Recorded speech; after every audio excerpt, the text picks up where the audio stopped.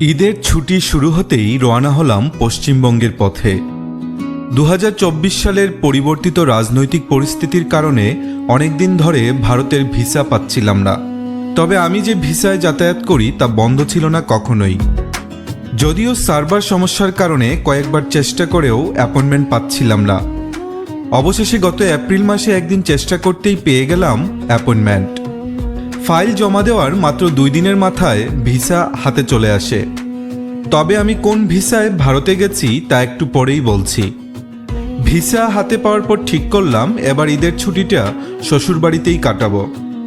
যারা আমাকে চেনেন তারা জানেন আমার শ্বশুরবাড়ি ভারতের পশ্চিমবঙ্গে। পশ্চিমবঙ্গে যাওয়ার অনেক পথ থাকলেও আমার জন্য বেনাপোল বর্ডার সবচেয়ে সুবিধাজনক, কারণ বর্ডার পার হওয়ার পর পিঙ্কিদের বাড়ি পৌঁছাতে সময় লাগে মাত্র 1.5 ঘন্টা। সিলেট থেকে বেনাপোল যাওয়ার সরাসরি বাস থাকলেও আমি বেছে নিলাম ট্রেন। আসলে সকালে বেনাপোল বর্ডারে ইমিগ্রেশনের বিশাল ভিড় এড়াতেই আমার এই পরিকল্পনা। এছাড়া ট্রেন ভ্রমণ আমার বরাবরই পছন্দের। 22শে মে রাত 11টা চলে এলাম সিলেট রেলওয়ে স্টেশনে। প্ল্যাটফর্মে আমার জন্য অপেক্ষা করছে উপবন এক্সপ্রেস। সিলেট থেকে ঢাকা বা চট্টগ্রাম রুটে যে ট্রেনগুলো চলে সেগুলোর নাম বেশ কাব্যিক। পাহাড়িকা, জয়ন্তিকা, উদয়ন, উপবন বা পারাবত। কি সুন্দর সব নাম। প্ল্যাটফর্মে একটি কুকুরকে বসে থাকতে দেখে জাপানের সেই প্রভুভক্ত কুকুর হাচিকোর কথা মনে পড়ে গেল, যে তার মালিকের জন্য আমৃত্যু স্টেশনে অপেক্ষা করেছিল। রাত 11:30টায় ট্রেন ছাড়ল। সামনে লম্বা জার্নি, তাই আর ভিডিও না করে ঘুমিয়ে পড়ার চেষ্টা করলাম। যখন কমলাপুর পৌঁছালাম তখন সকাল 8:30। এবার উপবন এক্সপ্রেস বেশ ভুগিয়েছে। পথে অনেকবার ক্রসিংয়ে পড়ার কারণে অনেক সময় নষ্ট হয়েছে, যা বেশ বিরক্তিকর ছিল। পরের ট্রেন সকাল 10:45, তাই ফ্রেশ হয়ে সকালের খাবার সেরে আবার চলে এলাম স্টেশনে। এবার আসতে হলো কমলাপুর স্টেশনের শহরতলি প্ল্যাটফর্মে। পদ্মা সেতু হয়ে দক্ষিণবঙ্গে যাওয়া ট্রেনগুলো মূলত এই প্ল্যাটফর্ম থেকেই ছাড়ে। আমি যে ট্রেনে বেনাপোল যাব তার নাম রূপসী বাংলা এক্সপ্রেস। এর আগে এই ট্রেনে চড়ে যশোর গিয়েছিলাম। আমি যখন আসি তখন প্ল্যাটফর্ম বেশ নীরবই ছিল, তবে এর মধ্যে একটি ট্রেন এলে মুহূর্তেই লোকারণ্য হয়ে ওঠে। স্টেশন চত্বরেই দেখলাম কুরবানির পশুর হাট বসেছে। কেউ কেউ আবার প্ল্যাটফর্মের মধ্য দিয়েই গরু আনা নেওয়া করছেন। ঠিক সকাল 10:45-এ ট্রেন বেনাপোলের উদ্দেশ্যে রওনা দিল। শহরের উঁচু দালান পেরিয়ে ট্রেন যখন গ্রামের দিকে ছুটছে, চারপাশের দৃশ্য দেখে মন ভরে গেল। এই রেল লাইনটি বেশ উঁচুতে হওয়ায় বাইরের দৃশ্যগুলোকে মনে হচ্ছিল যেন ড্রোন দিয়ে দেখছি। রূপসী বাংলার এই রূপ দেখে অজান্তেই মনে পড়ে গেল জীবনানন্দ দাশের সেই বিখ্যাত লাইন, বাংলার মুখ আমি দেখিয়াছি, তাই আমি পৃথিবীর রূপ খুঁজিতে যাই না আর। ট্রেনের দুপাশের দৃশ্য দেখার জন্য আপনাদের অন্তত একবার এই পথে আসা উচিত। টিকিট কাটার সময় চেষ্টা করবেন বাঁদিকের সিট নিতে, ওদিকে সৌন্দর্য একটু বেশি। তবে এবার আমি ডান দিকে সিট পেলেও আক্ষেপ নেই, এপাশটাও সমান সুন্দর।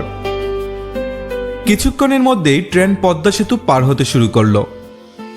এই সেতুতে এলে সেই পুরনো দিনগুলোর কথা মনে পড়ে, যখন ঘন্টার পর ঘন্টা ফেরিঘাটে আটকে থাকতে হতো। যারা আগে এই পথে যাতায়াত করেননি তারা এর গুরুত্ব হয়তো পুরোপুরি বুঝবেন না। একটি সেতু কিভাবে পুরো এলাকার মানুষের জীবন বদলে দিয়েছে তা সত্যিই বিস্ময়কর।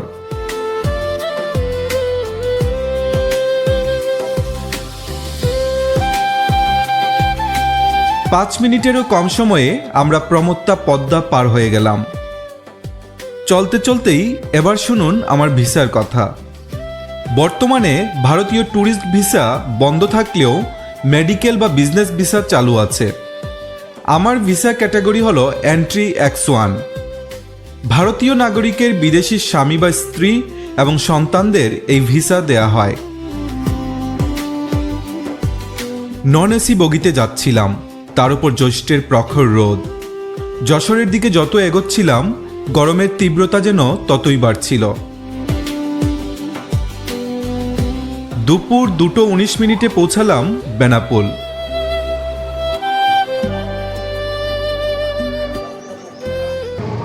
একটু আগে বেনাপোল এসে পৌঁছালাম, যেটা হচ্ছে প্রচণ্ড গরম ছিল। রূপসী বাংলা এক্সপ্রেস অবশ্য টাইমলি এসেছে, ওইটা 2:25 আসার কথা, তার আগেই বেনাপোলে ঢুকেছে, 2:19 ঢুকেছে। তবে কষ্টটা হচ্ছে প্রচুর গরম, অসম্ভব গরম। রাতে সিলেট থেকে যখন ঢাকায় এসেছি তখনও গরম ছিল, তাও সহনীয় মাত্রা। কিন্তু এখন আমি যেহেতু শোভন চেয়ারে এসেছি, ফলে যথেষ্ট গরম ছিল। তো এখন একটা অটোরিকশা ধরে চলে যাচ্ছি, বর্ডারে চলে যাব এখন। দেখা যাক, হাতে এখনও সময় আছে, প্রায় 3 ঘন্টা সময় আছে। আশা করছি এর মধ্যে বর্ডার ক্রস করে ফেলতে পারবো। বেনাপোল স্থলবন্দরের প্যাসেঞ্জার কাউন্টারে এসে দেখি একদম ফাঁকা। চিরচেনা ভিড় এবং অব্যবস্থাপনার বেনাপোলের সাথে যেন মেলাতে পারছিলাম না। ভারতীয় ট্যুরিস্ট ভিসা বন্ধ থাকায় যাত্রী চাপ কম থাকা স্বাভাবিক, তবে অন্য সময় এতটা ফাঁকাও থাকে না। আসলে এখন মূল ভিড় হয় সকালের দিকে, দুপুরের দিকে ভিড় কমে আসে। সকালের ভিড় এড়াতেই আমি দুপুরে ইমিগ্রেশন পার হওয়ার সিদ্ধান্ত নিয়েছিলাম। আমি 2017 সাল থেকে ভারতে যাতায়াত করছি, কিন্তু এবারই ফার্স্ট টাইম এত স্মুথ ইমিগ্রেশন হলো বাংলাদেশে। আসলে মানুষ নেই, একদমই মানুষ নেই। এই যে জায়গাটা দেখছেন, এই জায়গা তো মানুষ মানে লম্বা বিশাল লাইন থাকে, কিন্তু কিছুই নেই আজ। অনেক স্মুথলি চলে আসলাম। ভারতের অংশে গিয়ে তো আমি আকাশ থেকে পড়লাম। মান্ধাতা আমলের সেই পুরনো পরিবেশ বদলে তারা এখন বিমানবন্দরের মতো আধুনিক টার্মিনাল তৈরি করেছে। দূর থেকেই এর অনন্য স্থাপত্যশৈলী নজর কাড়ল। তবে এখন ভারতের ঢোকা বা বের হওয়ার সময় 200 রুপি বা বাংলাদেশি টাকায় 300 টাকা প্যাসেঞ্জার ফ্যাসিলিটি চার্জ দিতে হয়। ভারতীয় ইমিগ্রেশনের কাজ শেষ করে বাইরে এলাম। আমাকে নিতে পিঙ্কি আর শ্বশুরমশাই গাড়ি নিয়ে আসবেন। ততক্ষণে তীব্র গরমের নাজেহাল অবস্থা থেকে রেহাই পেতে একটি ডাব নিলাম। ভারতে ঢুকেই এই দাদার কাছ থেকে একটা ডাব কিনে খেলাম। ডাবের দাম 60 টাকা। জলটা ভালো ছিল, আর সাথে হচ্ছে প্রচুর শ্বাস আছে, মানে দেখুন শ্বাস পুরো নারকেল হয়ে গেছে, প্রায় নারকেল হয়ে গেছে। ডাবের জল খেয়েও যেন তৃষ্ণা মিটছিল না, তাই পাশের দোকান থেকে 1 কাপ টক দই কিনে খেলাম। দইয়ের স্বাদ ছিল এক কথায় দুর্দান্ত। কিছুক্ষণ পর পিঙ্কি আর শ্বশুরমশাই এলেন। তারপর আমরা রওনা হলাম কাঁচরাপাড়ার পথে। দীর্ঘ জার্নি আর গরমে এতটাই ক্লান্ত ছিলাম যে আর ভিডিও করতে ইচ্ছে করছিল না, তাই আজকের পর্ব এখানেই শেষ করছি। পরবর্তী ভিডিওতে দেখা হবে পশ্চিমবঙ্গের নতুন কোনো গল্প নিয়ে।